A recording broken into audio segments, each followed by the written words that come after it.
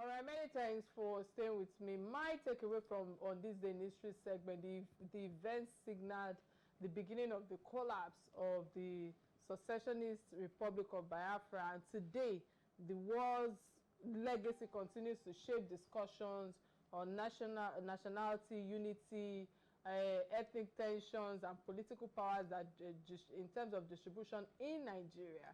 And it's underscoring the importance of reconciliation and addressing the root causes of past conflicts to prevent future unrest. That is my takeaway from on this day in history segment. It's time for us to get a quick message from my sponsors. When I return, we'll dive straight to the topic at hand. Stay with me, I'll be right back.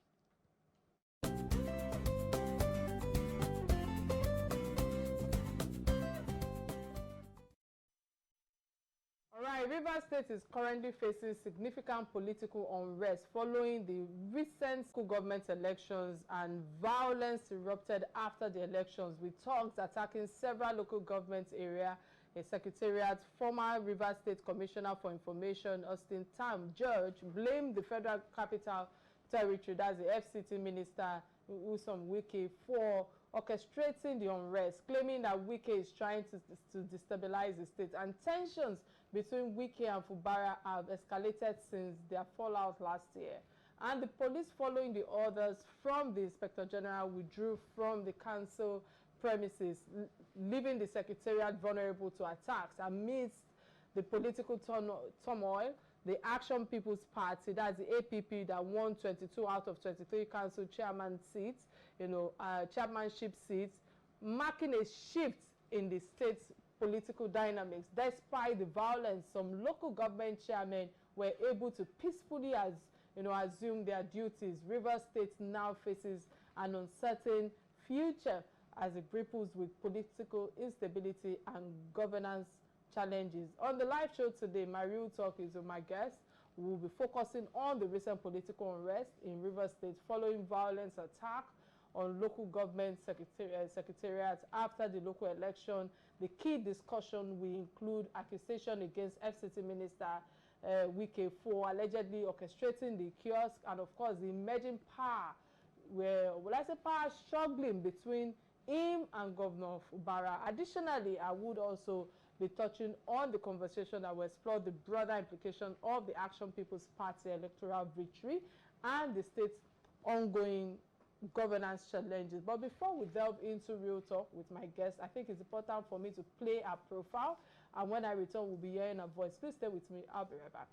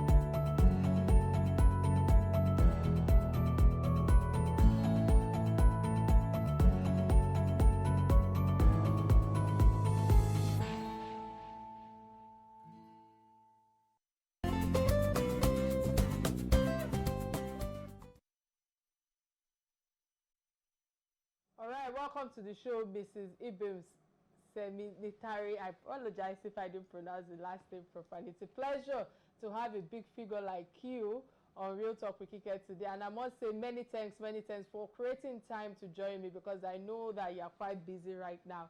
And I must say again, let me emphasize by saying congratulations. They said learning is continuous, you know, and for someone like you still in the four corners of the classroom, you know, learning and trying to impact the society at large, you know, I say kudos and well done, ma. How are you doing today, ma'am? Thank you so much, Kike. It's a good day, and I'm fine. Like you said, Asa goes back to school, so I'm in school. I'm in school and career pivoting as well. So yes. Well done, ma. I don't know if it's possible for you to let me adjust the camera. Yeah, it's much better now. Maybe a little bit. Yeah, much better. Fantastic. We're good now. So let's just dive straight to the issue at hand. The crisis we are seeing in Rivers State didn't start today. The violence and disruptions as a result of political fallout between Kike and Fubara has been playing out for months. I would like you to run us through a brief history, you know, for those who do not even understand how they arrived where they are today, the brief history of how the fallout began and why, ma. We saw the governor going to the assembly and the police shooting water cannons and so on and so forth. I woke up to the news of an attempted impeachment of the governor of Rivers State, and this was barely a couple of months after he had assumed office. Not even quite 3 months, and everybody was amazed and wondering when that started. So this is where the rest of us, the public, began to see what was going on. And it was incredulous to imagine that a duly elected governor would be facing contrived impeachment plans barely 3 months after assuming office, with no clearly stated offenses. And since then, it's been one thing, you know, snowballing into another and into another and into another. And then yesterday, you then started hearing cases of burning of local government secretariats, which I thought was the most ridiculous thing any right-thinking Rivers person should even do, you know. But this is where we are, if that is a summary that helps. All right, many thanks for giving us that brief issue that is ongoing right now in Rivers State. But going back to the recent developments in the last 48 hours, you know, we can see that the people of Rivers State have made their choice at the local government elections. I must ask you, why is it that there's a problem for APC and their chieftains in the state? That's my first question. And my second question is the fact that the level of disruption of state properties that I have seen online, the boldness by the thugs perpetrating the violence in Rivers State is disturbing. The question that comes to mind, where is the police and the security operatives? Are they still, I don't know, are they also one-sided with those destabilizing the states? You know, this question is very germane, Kike, I must say. However, you know, you cannot rule out the fact that this destruction happened right after the police left the local government councils. So you know, it's like, how do they say it? Something crowd, and then in the next morning something died, you know. So the police left at about early hours before 6 a.m. and then we witnessed a destruction of property.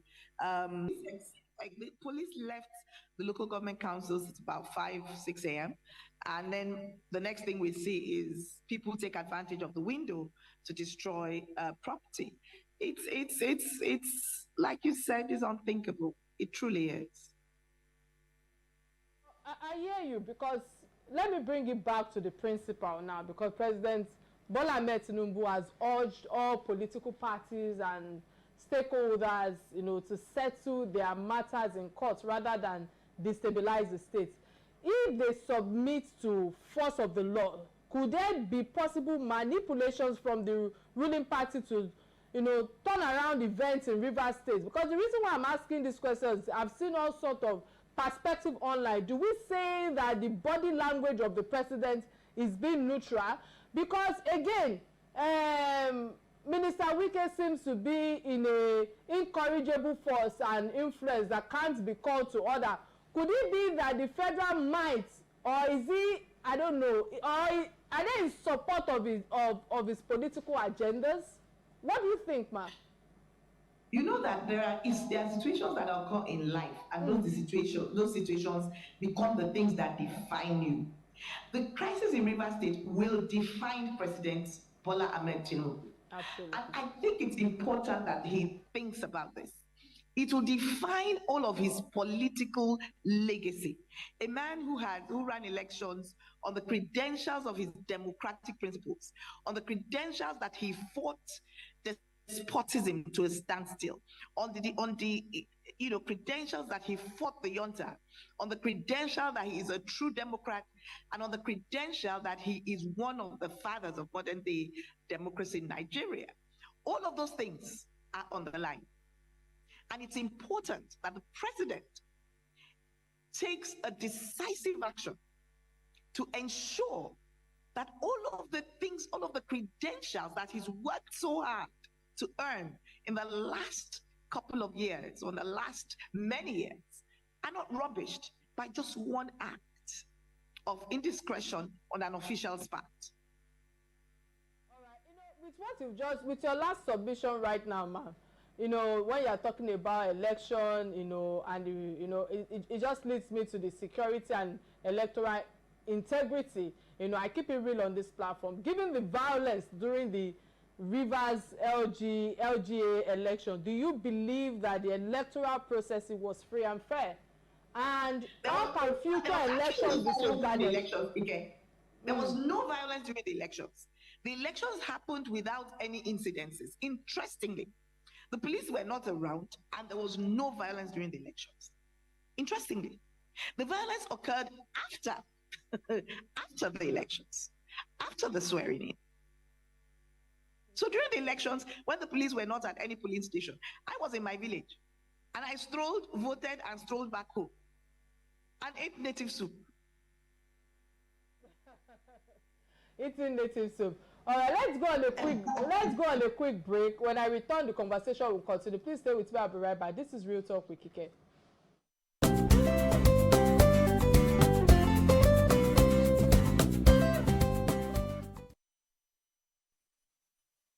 Glad to know you're still right there with us. In case you just joined the show, today's conversation is about the ongoing political unrest in Rivers State, where recent local elections have been sparked with violence and a power of struggle between the key political figures.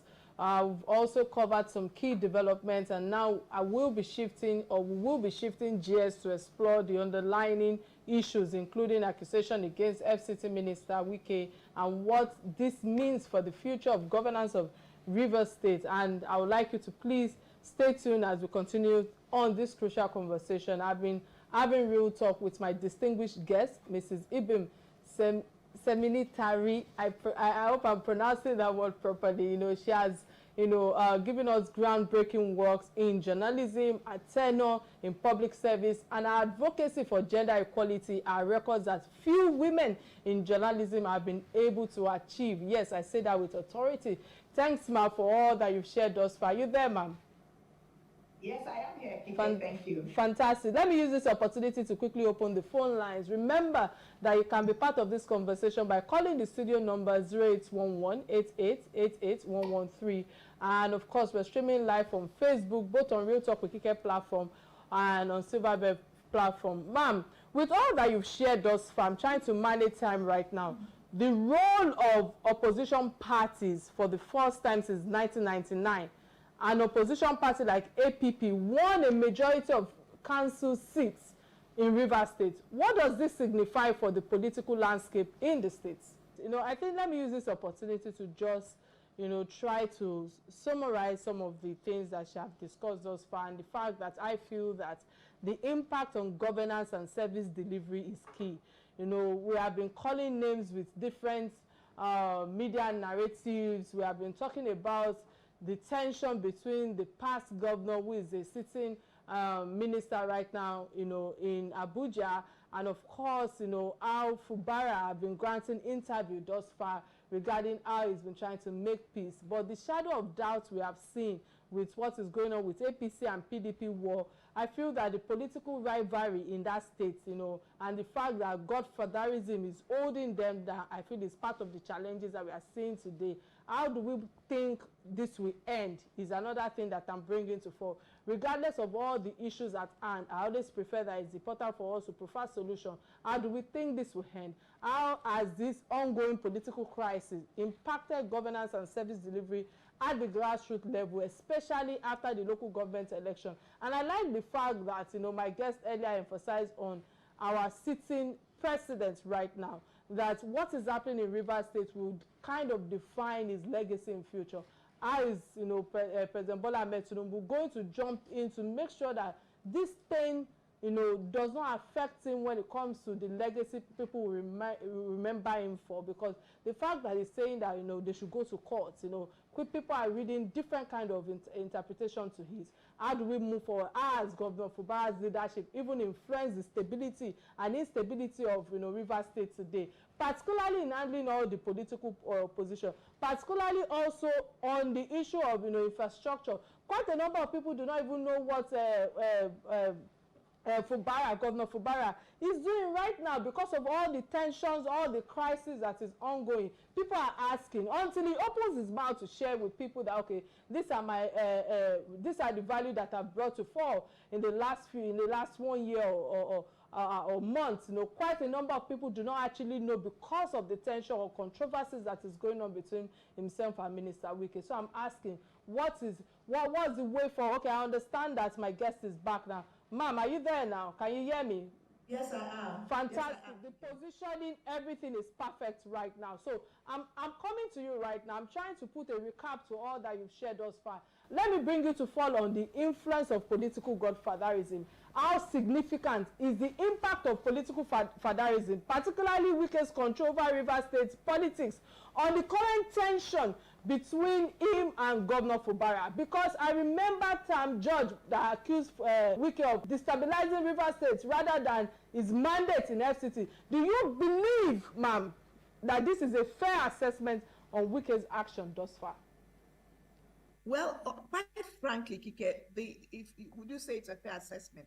I guess to some extent you could say that. You could say that there is a lot of influence from the Honorable Minister, and there are people who are wondering, what is the point? What really is the point? Yes, you were the man's predecessor. Yes, you did play a major role in terms of his emergence. Reason is that you were the leader of the party when he emerged. But having said that, quite frankly, like the Yorubas say, do you give a man a ram and continue to hold the rope? So what is the point?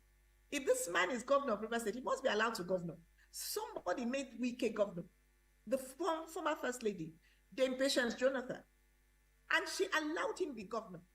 So if a man has been sworn in as governor, he must be allowed to govern. And it won't be the first time anybody is leading to the emergence of anybody else as governor. In Lagos State, where you are, people have led to the emergence of different governors. And we do not see a situation where they're held by the teethers. At least it is not apparently so, except of course to those who are more discerning than I am.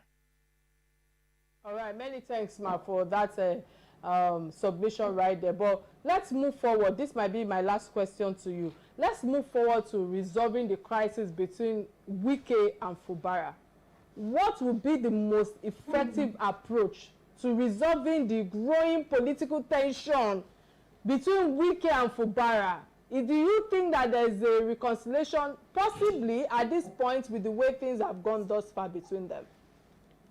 I don't see why there cannot be a reconciliation. I don't see why not. I mean, nobody took the other person's wife, like we say in my place. So there's no reason why they cannot reconcile. Why wouldn't they reconcile? What is it? I think that in life, you must never say it is impossible to reconcile. I think reconciliation is possible. I think that both of them should work towards it. I do not think that Rivers State should suffer. I do not think so. Many thanks thus far.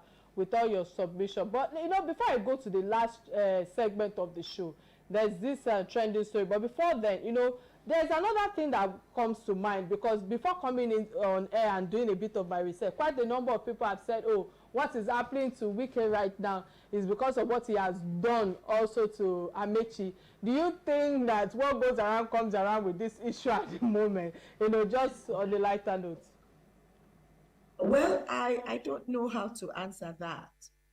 Certainly, what I would say really is, in my opinion, if somebody is the recurring decimal in every crisis, then maybe the person should take another look at what really is going on. Absolutely. Many thanks again, Ma, with all that you have shared thus far. But before I let you go, let me touch on the trending story. This is a story that binds us as Nigerians, as Africans, and this is where I have an opinion as a guest. And the first trending story that caught my attention is that of the Delta man that was arrested for bathing in the mud, the mud water. And one thing, I have noticed about our government, I like to keep it real on this platform, is the fact that over the years is that our culture to criticism is negative and offensive. This content creator has not taken placard, has not protested, has not raised any opposition against the government with regards to the plight of the infrastructure in Delta State. And the former governor, Kowa, and current governor, Sheriff, have also been called to attention. It is not a bad thing, if you ask me. I don't think he has used any offensive words, blasphemy, or would I say used any form of untold language to drive his message. This is the bad culture of majority of us Africans, to be precise. So we don't like criticism or accountability. It is right to call out the government to do their own job. The provision of welfare, the infrastructure, the amenities in the state is the job I feel government today must be held accountable. Nigerians are doing too much already for the government. We provide our security, we provide our education to complement what the state provide. We provide water for ourselves, we provide alternative source of power and energy by ourselves.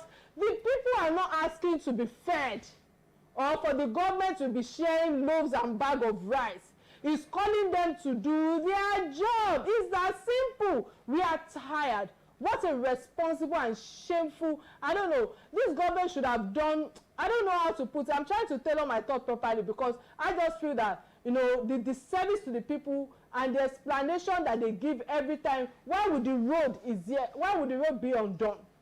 A road map on how the road should be fixed is out there for everybody or people who are in the government. So why the governors have PAs? Why do the government have PROs? What is the function of their aides? Why some of them have tens of aides in their cabinets?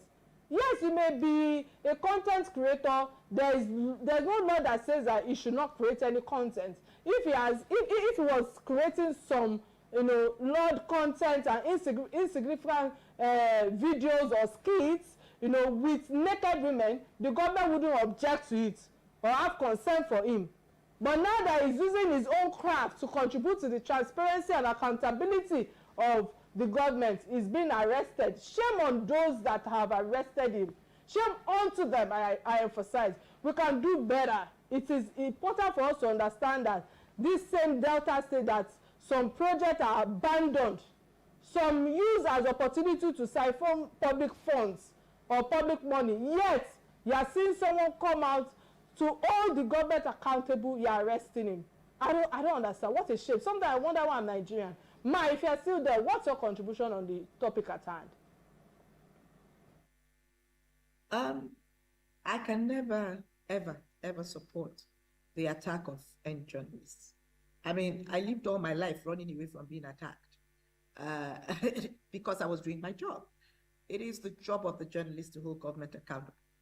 It is, again, a democracy. It's supposed to make life easier for the people. Access to information shouldn't be an issue.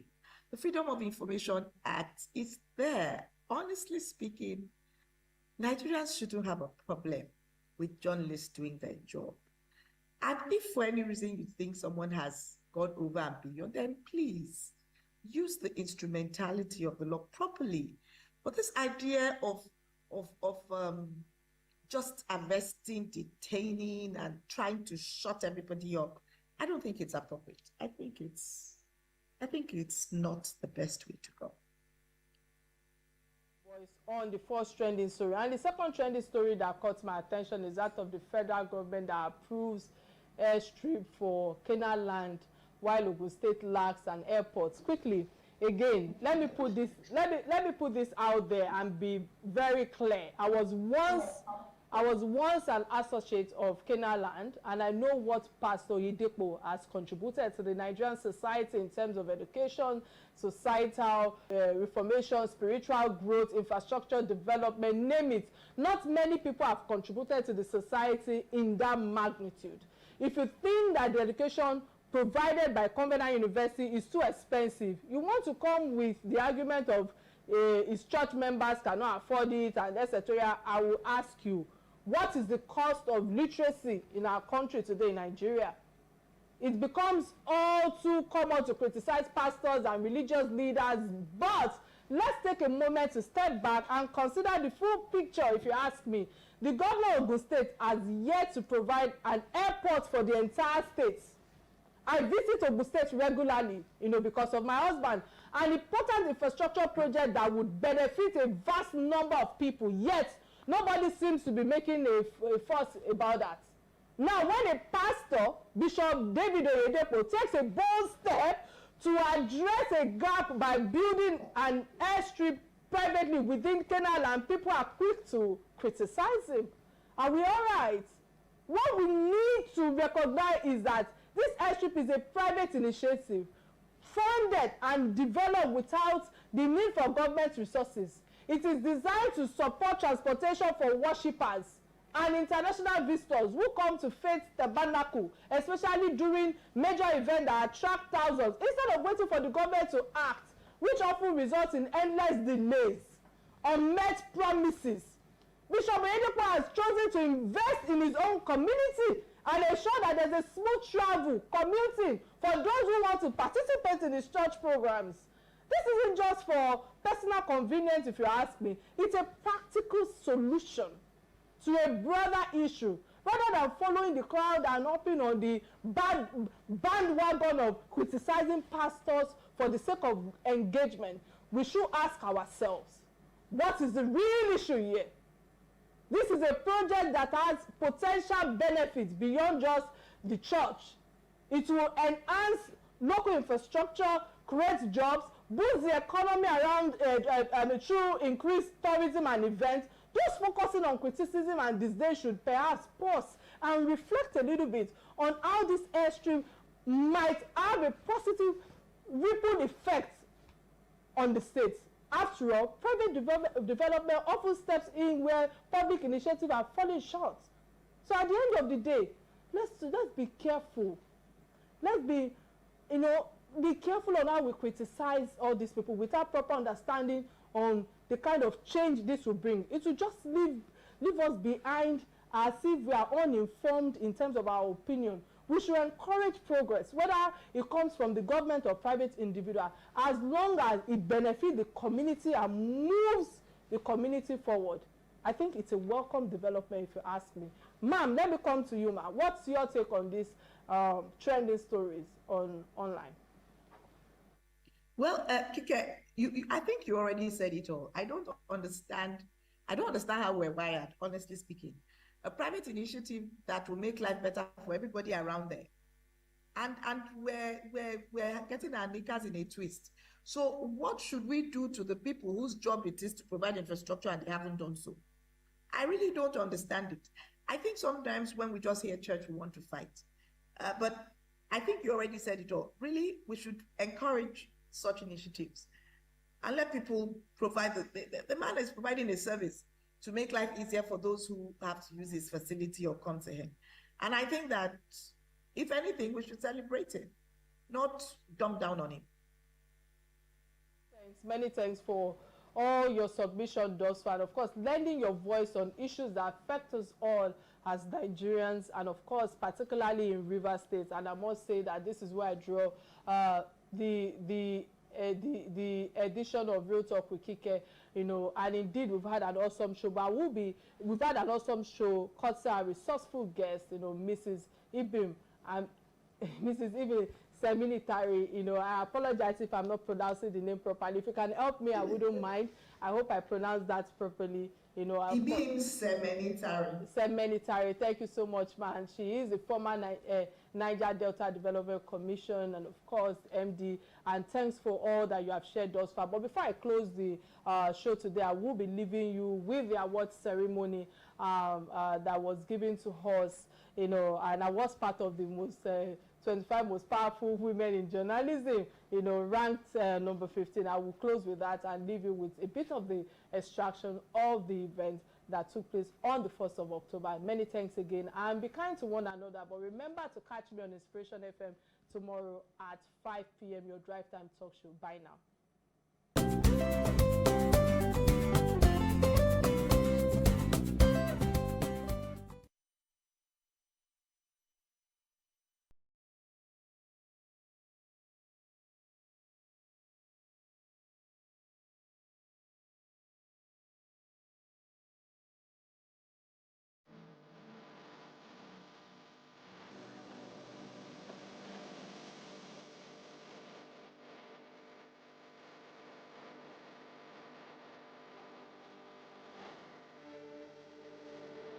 We're grateful to God, and I thank everyone here for also supporting us. This program started in 2014. At the time, I was wrapping up my MSc at the School of Media and Communication at the Pan-Atlantic University.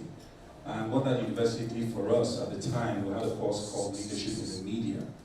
And one of the things that they did with us at the time was to set up like a think tank where people can come up with different ideas for what they want to do and how they want to impact media. And that's also how we, within our own think tank, we started thinking about different things that we could do. And when I met with my then project supervisor, you know, and I talked to him about my passion for journalism and how I wanted to do something to impact that way. And one of the things, the first thing he said to me was, you need to find a niche. Where do you want to impact? You can't just say you want to impact journalism. And then he took me through that whole process. It took a few months, and that's how Women in Journalism was birthed. The Women in Journalism Africa team on the 10th year anniversary, as has already been stated, it is not easy to run anything at all for 10 years consecutively without a break. So that consistency, that perseverance is highly commendable, and hearty congratulations to them on achieving this 10-year anniversary. Let me also congratulate our role models, the 25 most powerful women, those who are going to be recognized this evening. Why is it that when you're talking about putting women in positions of leadership, we will need Wole Soyinka Center for Investigative Journalism to go cap in hand? We're begging, can you make him an editor? Why are we doing that? Why is the ownership not paying attention to how women are rising? Why is the ownership not placing women where they should be? Having said that, it would befuddle myself and Sisibimbo that for over 40 years, the men resign and take up jobs in the oil company in NTA. The women hold the house. No woman has ever been DG of NTA. I rest. You must take your job seriously, please. Otherwise, they tend to look down on you guys to say, oh, you know, what do they know? They don't know anything. They just read it, see the way they are dressed. Make sure you're properly attired. I'm not saying wear a gown or what to do. Jeans and good tops are usually good because we're going from one spot to the other and all that.